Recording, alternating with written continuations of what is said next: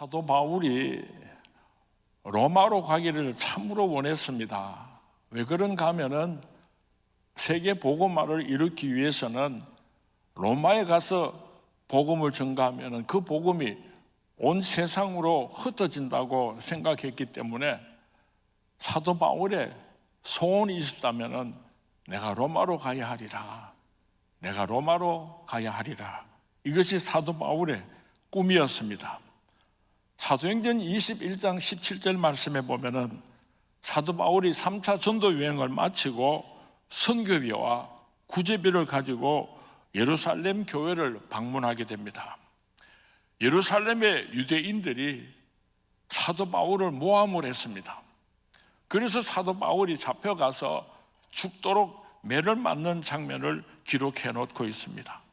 사도 바울은 아무런 죄도 없이 복음을 전가하다가 동족 유대인들에 의하여서 고소를 당하고 많은 매를 맞고 감옥에 갇히게 되었습니다. 백부장과 천부장이 사도 바울을 재판을 하려고 하니까 유대인들이 제사장과 함께 몰려와 가지고 저 사도 바울을 죽이지 않으면은 우리는 밥도 먹지 않고 물도 마시지 않겠다고 얼마나 무시무시한 대보를 벌였는지 모릅니다. 그때 사도 바울이 백부장과 천부장에게 로마의 장교인데요, 내가 로마 시민권을 가지고 있는 사람이다. 너는 나를 재판할 수가 없다. 나는 로마에 가서 재판을 받아야 될 것이다. 그렇게 변론을 했습니다.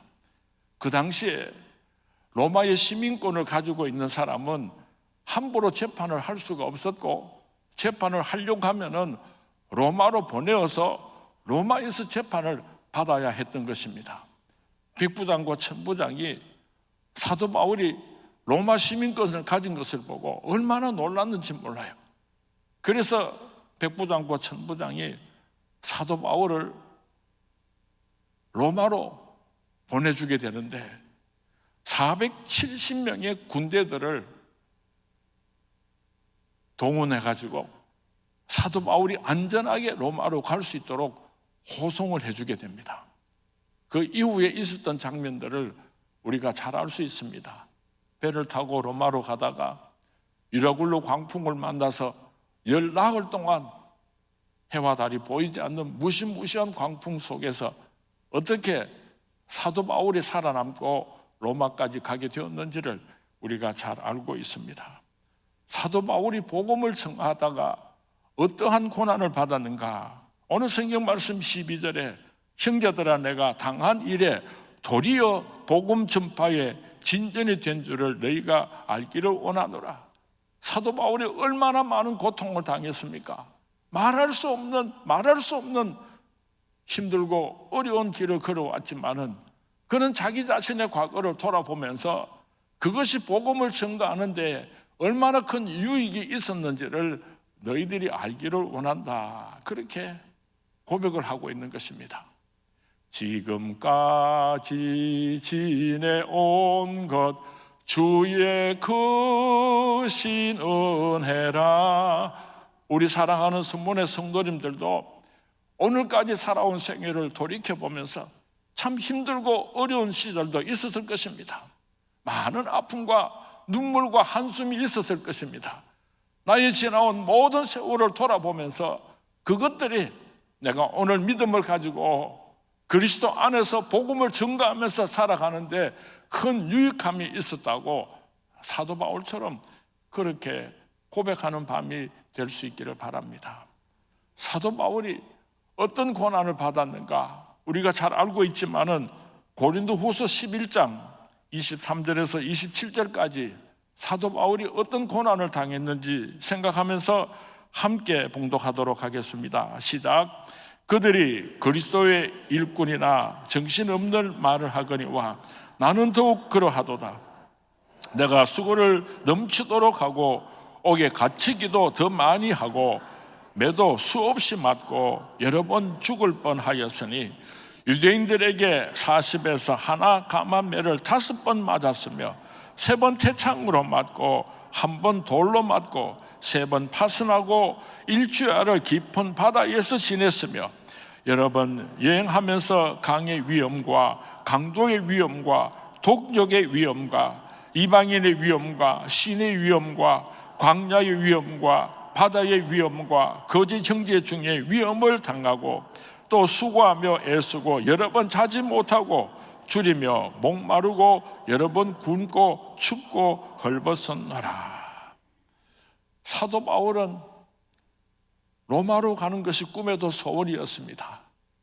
그래서 사도 바울이 로마로 가게 되는데 어떤 모습으로 로마에 입성하게 되었는가 하면은 승리의 계승가를 부르면서 그렇게 수많은 사람들의 환영을 받으면서 로마로 들어간 것이 아니라 죄수의 옷을 입었습니다.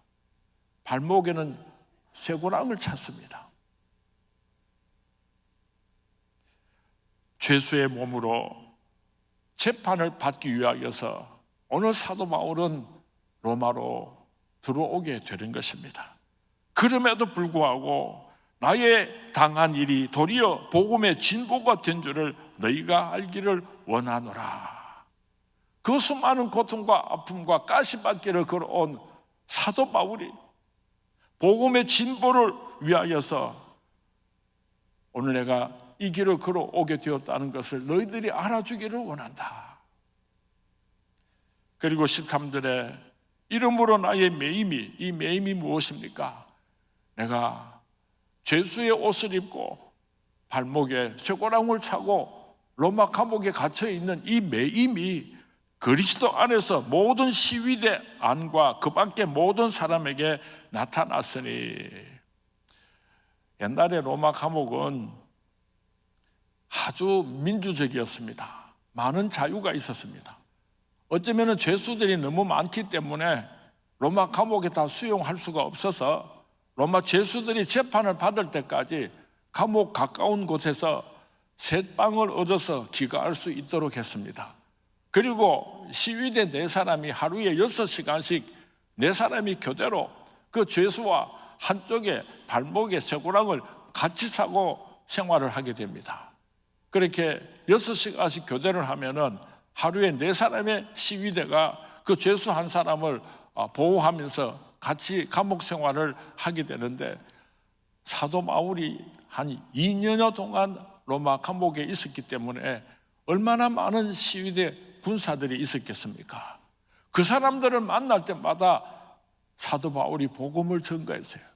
누구에게 복음을 전가했는가 하면은 자기를 지키는 군인에게 복음을 전가했는데 한 사람씩 2사람씩 그 복음을 받아들이기 시작했습니다.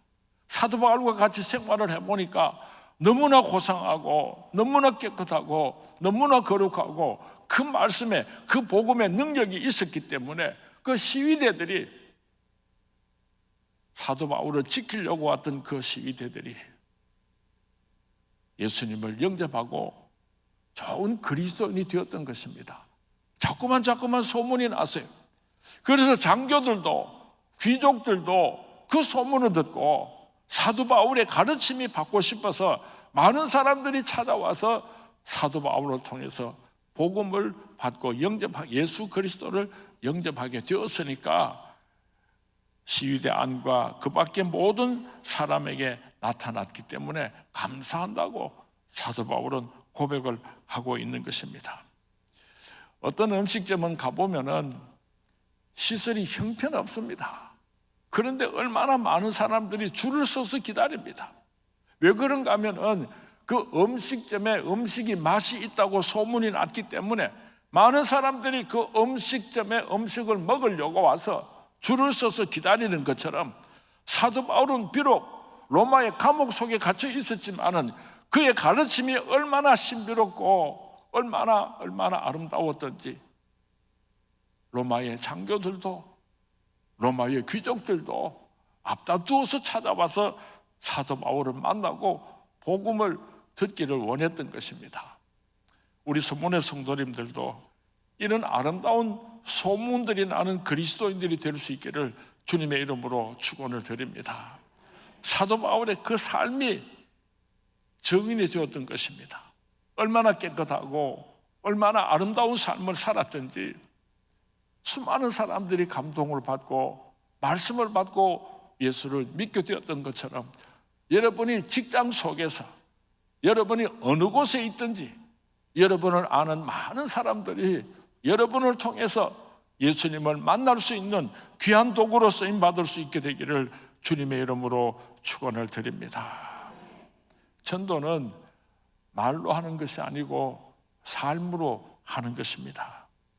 로마 감옥에 있었지만은 힘있게 전도했던 것처럼 비록 쇠고랑에 차이고 감옥에 갇혀 있었지만은 매임을 당했지만은 그 속에서도 예수 그리스도를 증거하였던 사도 바울과 같은 저와 여러분이 될 수 있기를 주님의 이름으로 축원을 드립니다.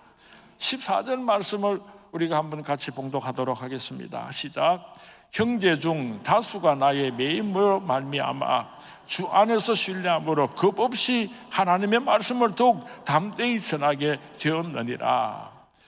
사도 바울이 로마 감옥 속에서도 복음을 증거한다는 소문이 나니까요, 수많은 형제들이 나도 복음을 증거하리라 하고 담대하게 일어나서 겁없이 하나님의 말씀을 증거하는 사람들이 나타났다고 오늘 성경 말씀에 기록하고 있습니다. 바울이 감옥에 갇혔다는 소식을 듣고 도전을 받은 다수의 형제들이 감옥 속에 갇혔지만은 담대하게 목숨을 내어놓고 복음을 증거한다는 소문을 들은 다수의 형제들이 겁없이 일어나서 복음을 증거하게 되었던 것입니다. 형제 중 다수라고 하는데 이 형제들은 누구를 가르치는가 하면은 크게는 두 종류의 형제들이 있습니다. 첫 번째는 유대인들 형제가 있고 두 번째로는 이방인으로서 예수를 영접한 형제들이 있습니다. 대체적으로 그 당시에 유대인 그리스도인들은 사도 바울을 그렇게 좋아하지 않았습니다. 시기하고 질투했습니다. 그런가 하면 이방인 형제들은 사도 바울을 적극적으로 지지하는 사람들이었습니다. 그런데 오늘 사도 바울은 그 형제들을, 그 사람들이 유대인 형제들이든지 이방인 형제들이든지 구분을 하지 않고 자기 자신의 사랑하고 귀하게 여기는 형제들이라고 고백을 하고 있는 것입니다. 우리가 교회 안에서 신앙생활을 할 때에 내 마음에 드는 사람도 있고 내 마음에 들지 않는 사람도 있을 것입니다. 그러나 우리가 그리스도 안에서 한 몸이라고 하는 것을 잊어서는 안 될 줄 압니다.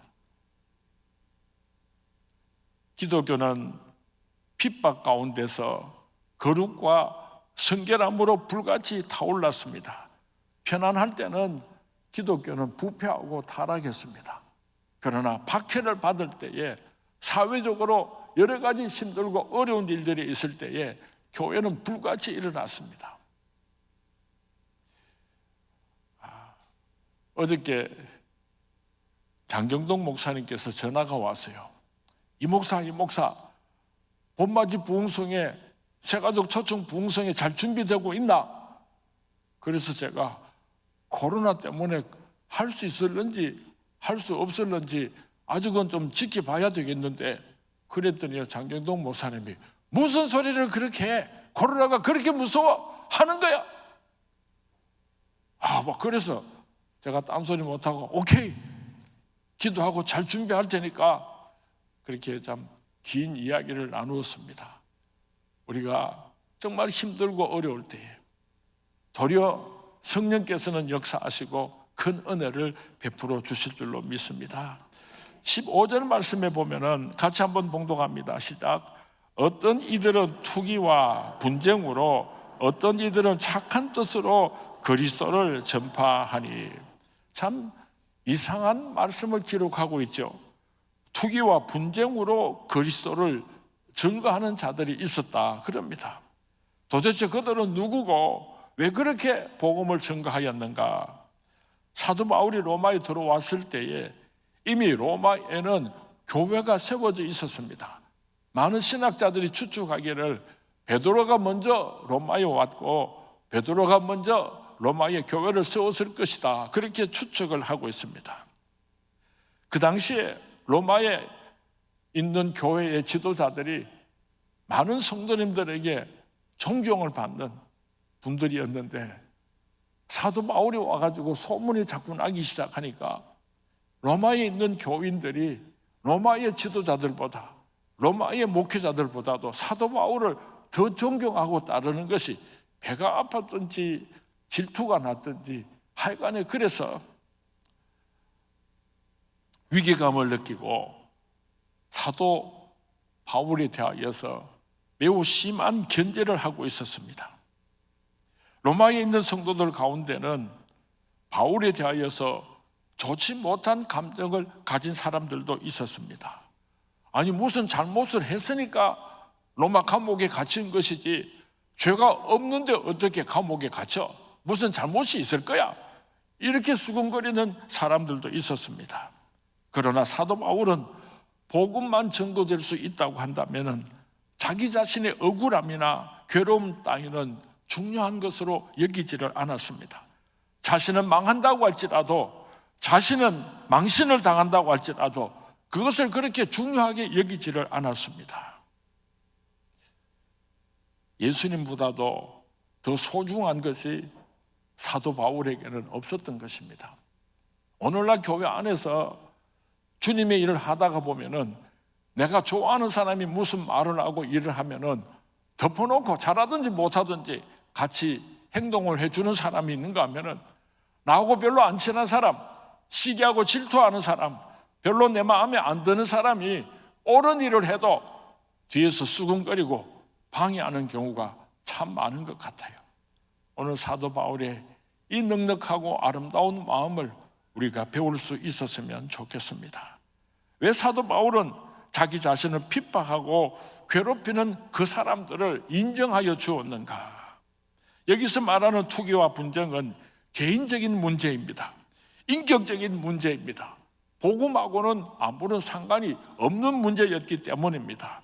다른 복음도 아니고 예수 그리스도를 증거하는데 전파되는 것이 예수 그리스도이기 때문에 어떠한 이유에서든지 어떠한 방법이든지 예수 그리스도를 증거하기만 하면은 그것을 다 인정해주고 이해하려고 하는 사도 바울을 우리가 배웠으면 좋겠습니다. 여기서 한 가지 우리가 생각해 보아야 할 것은 전도란 무엇인가 하는 것입니다.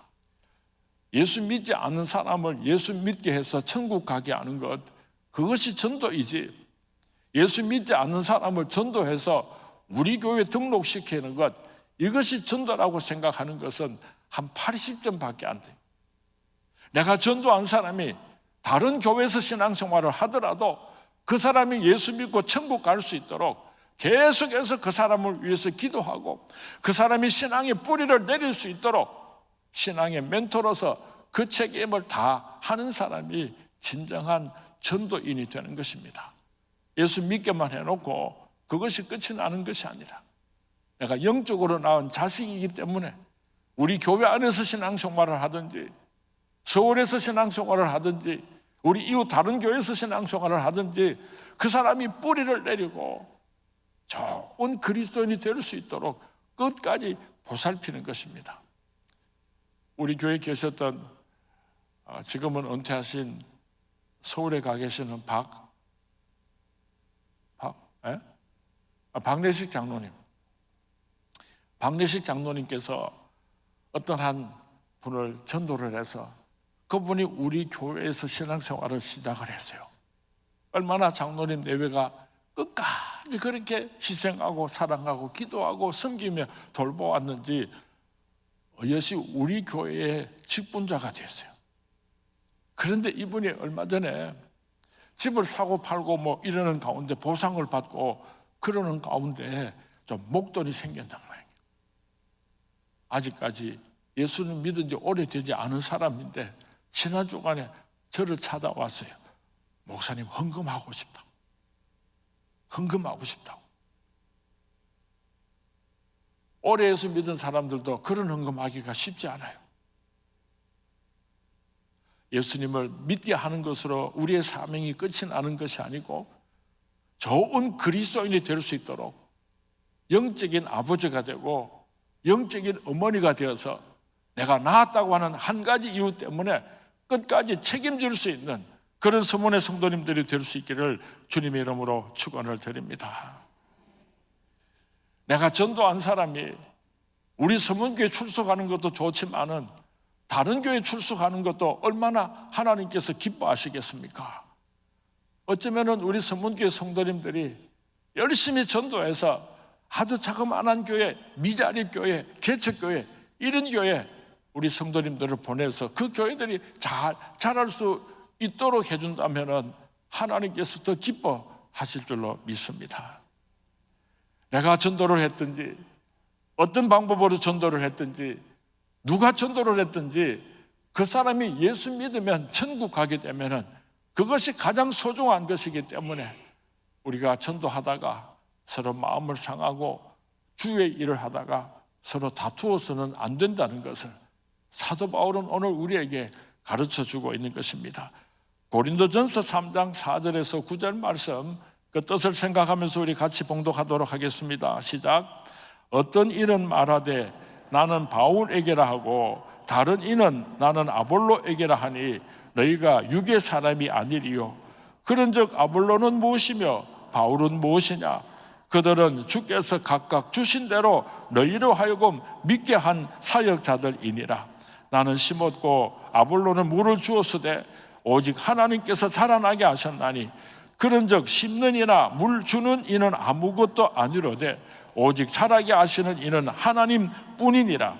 심는 이와 물 주는 이는 한 가지이나 각각 자기가 일한 대로 자기의 상을 받으리라. 우리는 하나님의 동역자들이요 우리는 하나님의 밭이요 하나님의 집이니라.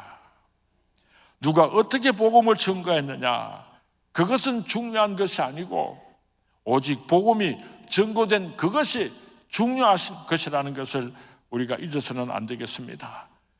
우리나라 사람들은 무슨 일을 하면은 내가라고 하는 것을 매우 강조합니다. 내가 했다, 내가 했다, 내가.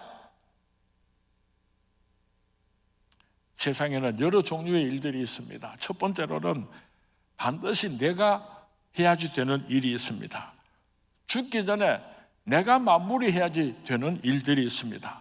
그 누구도 대신할 수 없는 나만이 해야지 되는 일이 있습니다. 내 몫의 십자가를 지는 것입니다. 오늘 밤에 내가 해야 되는 일이 무엇인지를 한번 깊이 생각하는 밤이 될 수 있기를 바랍니다. 그리고 두 번째로는 내가 할 수 없고 다른 사람이 해야 하는 일이 있습니다. 내게는 그런 은사가 없습니다. 목사는 목사가 해야지 되는 일이 있고 장로님은 장로님이 해야지 되는 일이 있고 또 교사는 교사가 해야지 되는 일이 있고 자기에게 맡겨준 일이 있습니다. 그리고 자기는 그런 은사가 없기 때문에 감당할 수 없는 일이 있습니다.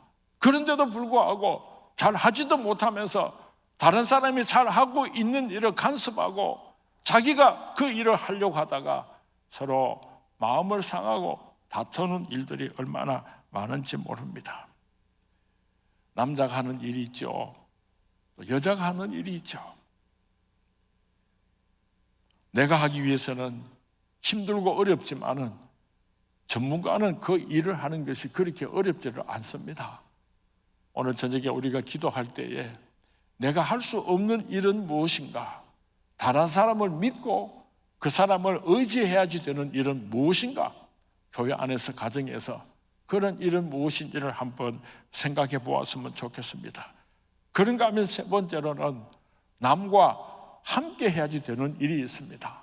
나 혼자서도 할 수 없고 다른 사람 혼자서도 할 수 없고 손에 손을 잡고 함께 일을 할 때에 하나님께서 기뻐하시고 참 아름다운 사명을 감당할 수 있는 일들이 우리에게 많이 있습니다. 전도서 4장 9절에서 12절 말씀을 우리 같이 한번 봉독합니다. 시작. 두 사람이 한 사람보다 나으면 그들이 수고함으로 좋은 상을 얻을 것임이라. 혹시 그들이 넘어지면 하나가 그 동물을 붙들어 일으키려니와 홀로 있어 넘어지고 붙들어 일으킬 자가 없는 자에게는 화가 있으리라. 또 두 사람이 함께 누우면 따뜻하거니와 한 사람이면 어찌 따뜻하랴. 한 사람이면 패하겠거니와 두 사람이면 맞설 수 있나니 세겹줄은 쉽게 끊어지지 아니하느니라. 우리 한국 사람이 한 사람 한 사람은 세계적으로 우수하지만은 서로 손을 잡고 함께 사명을 감당할 때는 참 부족함이 많은 것 같아요. 나는 연약하지만은 손에 손을 잡고 함께 하나님의 일을 감당하는 저와 여러분이 될 수 있기를 주님의 이름으로 축원을 드립니다. 그런가 하면은 우리가 끝을 낼 수 없는 일이 있습니다. 다음 세대에게 물려주어야 하는 일들이 있습니다. 내가 끝을 낼 수가 없어요. 다윗이 성전을 짓고 싶었지만은 하나님께서 허락지 않으니까 성전을 지을 수가 없었어요. 그 아들에게 물려주지 않았습니까? 독일 사람들은 집을 지으면은요 4대째 집을 짓습니다. 정조 할아버지가 지하실을 파고 돌아가시면은 할아버지가 1층을 짓고 그 아버지는 2층을 짓고 그 아들 때에 와서 완전하게 집을 짓고 오랜 세월을 그 자손들이 그 집에서 사는 모습을 쉽게 발견할 수가 있습니다. 우리 서문교회 성도님들도 내게 주신 사명 잘 감당하고 우리 후손들에게 꼭 물려주어야 할 일이 있다는 것을 기억할 수 있었으면 좋겠습니다. 오늘 무악산 기도원에 우리 교역자들하고 같이 가서 우리 서문교회 고등부 또 청년대학부들이 함께 겨울 수련회를 하는데 얼마나 보기 좋은지 몰라요.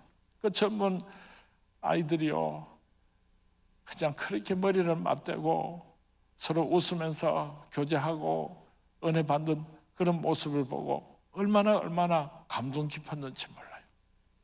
저들에게 아름다운 서문교회를 물려주는 저와 여러분이 될 수 있기를 주님의 이름으로 축원을 드립니다. 꼭 내가 해야지 된다. 죽어도 내가 해야지 된다. 나만이 할 수 있다. 다른 사람이 하면 방해하고 다른 사람이 하면 배 아파하고 망해도 내가 한다. 이런 고집을 가졌던 사람은 오늘 밤에 그 고집을 내려놓을 수 있게 되기를 주님의 이름으로 부탁을 드립니다. 후안 카를라스라고 하는 목사님이 있습니다. 제자입니까? 라고 하는 책을 써서 세계적으로 유명한 아르헨티나의 목사님이 계시는데 이분이 자기가 섬기는 교회가 부흥이 되지를 않았습니다. 아무리 고민을 해도 내가 설교도 잘하고 내가 부족함이 없는데 왜 내가 섬기는 교회가 성장하지를 못하는가 깊은 고민에 빠졌습니다. 그런데 그 후안 카를라스 목사님 이웃에 있는 다른 목사님의 그 교회는 계속해서 부흥하고 있었습니다. 얼마나 배가 아팠겠습니까? 어느 날 기도하는 중에 하나님의 음성을 들었습니다. 네가 저 이웃 교회를 위해서 축복 기도할 수 있으면 이웃 교회가 성장하는 것을 기뻐할 수 있으면 너도 축복받은 목회를 할 수 있을 것이다. 하나님의 음성을 듣고 회개했답니다. 그러고 나서 이 후안 카를로스 목사님의 교회가 세계적으로 유명한 교회로 부흥하게 되었다고 그런 고백을 하고 있습니다. 여기서 주의할 것이 하나가 있습니다. 어떤 이들은 투기와 분쟁으로 어떤 이들은 착한 뜻으로 그리스도를 전파하였다고 기록하고 있는데 투기와 분쟁, 다툼 이런 것들을 정당화할 수는 없습니다. 경계하고 조심해야 함에도 불구하고 복음 진고에 도움이 된다고 한다면 그 또한 우리가 너그럽게 이해를 하였으면 좋겠다고 하는 사도 바울의 간절한 부탁인 것입니다. 이스라엘 백성들이 양을 칠 때에 이 양들은 풀을 잘 뜯어먹는데 게을러 빠져가지고 배가 부르면은 양들은 아무데나 들어 누워가지고 잠을 잔답니다. 그러면은 이 양들이 비만에 빠져가지고 얼마나 살이 찌는지 일어나지도 못하고 걸어 다니지도 못하고 그래서 비만 때문에 양들이 죽게 된다고 합니다. 그래서 목자가 그 양떼들 속에다가 염소를 몇 마리 섞어서 놓으면은 이 염소는 풀을 뜯어먹고 얼마나 혈기가 왕성한지요. 이 양들이 좀 쉬고 누워 있으면은 그걸 보지를 못해. 뿔을 가지고 쫓아다니면서 양들을 들이받으니까 양들이 쉬지를 못하고 그 염소들 때문에 이리 도망다니고 저렇게 도망다니고, 그래서 양들이 비만에 빠지지 않고 건강할 수 있도록 양떼들 속에 염소들을 좀 몇 마리 섞어 놓는다고 합니다. 염소가 우리 교회 안에도 몇 마리 있는 것 같아. 아이고 목사님, 내가 염소하겠습니다. 내가 염소하겠습니다. 그 염소는 아무나 하는 거 아니에요. 이 마태복음 25장 33절에 보면은 예수님께서 양은 오른편에 염소는 왼편에, 그 양들만 다 천국에 데리고 갔어요. 우리 교회 안에 혹시 내 마음에 들지 않고 내 생각하고 같지 않더라도 하나님께서 저 사람을 그 시기로 사용하시고, 내가 교만하지 말라고, 내가 그렇게 나태하지 말라고 하나님께서 세우신 줄로 알고, 그 염소까지도 우리가 잘 이해하는 그런 교회가 되었으면 좋겠습니다. 18절 말씀 우리 같이 봉독합니다. 시작. 그러면 무엇이나 거칠애로 하나 참으로 하나 무슨 방도로 하든지 전파되는 것인 그리스도니 이로써 나는 기뻐하고 또한 기뻐하리라.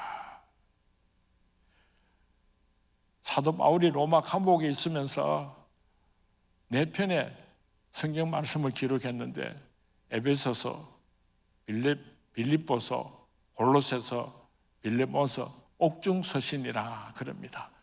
사도 바울도 젊을 때는 혈기가 대단했습니다. 불의를 보면은 얼마나 막 무서웠던지요. 대선배 바나바하고도 그렇게 화를 내고 싸웠던 혈기방장한 사람이었는데 나이가 많이 되었습니다.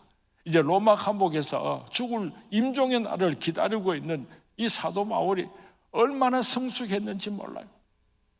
얼마나 성숙해졌는지 몰라요. 그래서 오늘 이런 부탁을 우리에게 할 수가 있는 것입니다.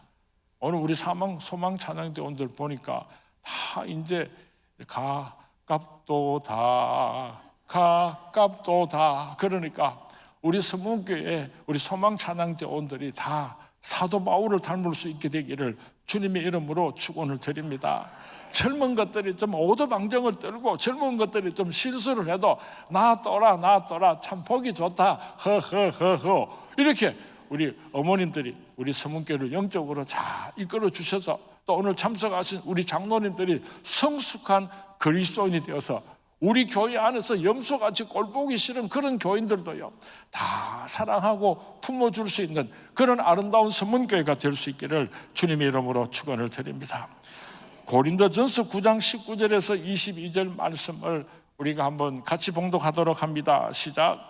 내가 모든 사람에게서 자유로우나 스스로 모든 사람에게 종이 된 것은 더 많은 사람을 얻고자 함이라. 유대인들에게 내가 유대인과 같이 된 것은 유대인들을 얻고자 하며, 율법 아래 있는 자들에게는 내가 율법 아래 있지 아니하나 율법 아래 있는 자같이 된 것은 율법 아래에 있는 자들을 얻고자 하며, 율법 없는 자들에게는 내가 하나님께는 율법 없는 자가 아니요 도리어 그리스도의 율법 아래 있는 자이나 율법 없는 자와 같이 된 것은 율법 없는 자들을 얻고자 함이라. 약한 자들에게 내가 약한 자와 같이 된 것은 약한 자들을 얻고자 하며, 내가 여러 사람에게 여러 모습이 된 것은 아무쪼록 몇 사람이라도 구원하고자 함이니. 우리 서문교회 금요 기도에 참석한 정도의 성숙한 그리스도인이라고 한다면은 우리 교회 안에 별의별 사람들이 다 있잖아요. 하여튼 꼴보기 싫은 것들은 그냥 막 아직도 그냥 저 애물단지 그냥 못 보겠네. 이제 그러지 말고 아무쪼록 한 영혼이라도 더 얻기 위해 가지고 사도 바울의 마음을 가질 수 있게 되기를 주님의 이름으로 부탁을 드립니다. 제가 어저께 서울에 아주 유명한 목사님 한 분을 만나서 한 4-5시간을 서로 깊이 있는 이야기를 하고 돌아왔습니다. 그 사람은 우리 교단의 아주 그런 지도자 자리에 있습니다. 그리고 또 그 사람은 호남 측 사람입니다. 그런데 이 사람이 어떨 때는 발언을 할 때에 굉장히 애국자적인 우파적인 발언을 하고, 또 어떤 때는 또 저쪽 편을 들어가지고 아주 좌파적인 발언을 하고, 그래서 많은 목사님들이 과연 저 목사님은 어느 쪽이냐, 근데 그 사람이 분명하게 한 길을 선택해 주면은 우리 교단이나 많은 교회 목사님들이 나라를 사랑하는 일에 중심을 잡아 줄 수 있는 분인데, 이 사람이 이런 말도 했다가 저런 말도 했다가 그러니까 많은 목사님들이 걱정을 했어요. 그래서 제가 그 목사님을 권면하려고, 그 사람 이름을 안 대고 말하려고 하기 되게 어렵는데, 소강성 목사인데요. 그래서 제가 점심을 먹으면서 나라를 걱정하고 많은 이야기를 했더니 그 소강성 목사님이 이런 말을 했어요. 자기는 철저한 애국자고 철저하게 이게 공산주의는 적 그리스도라는 것을 확실하게, 자기는 그런 신앙과 믿음을 가지고 있는데, 자기 교회 젊은 사람들도 있고 자기 교회 그런 좌파 사람들도 있으니까 그 사람들이 혹시 실족할까 봐 때로는 좀 그 사람들 마음에 들 만한 그런 말을 할 때도 있고, 때로는 또 이쪽의 말을 할 때도 있지만은 자기 중심은 철저한 보수주의자고 철저한 애국자라고 우파라고 그렇게 이야기를 해줬어요. 그래서 많은 이야기를 하고 나라 걱정을 하다가 돌아왔습니다. 그래서 제가 그 소강성 목사님을 좀 이해할 수가 있게 되었어요. 왜 그런 말을 했느냐? 그렇게 말하면 당신은 공산주의자가 아니냐 하고 막 몰아세우는 것이 아니라, 아무쪼록 그 교회에 다른 뜻을 가지고 있는 그런 사람들도 실족하지 않고 결국은 하나님께로 인도하고 그 생각을 바꾸기 위함이지, 절대로 자기 자신은 그런 사람이 아니라고. 그래서 제가 많은 안심을 하고 위로를 받고 돌아왔습니다.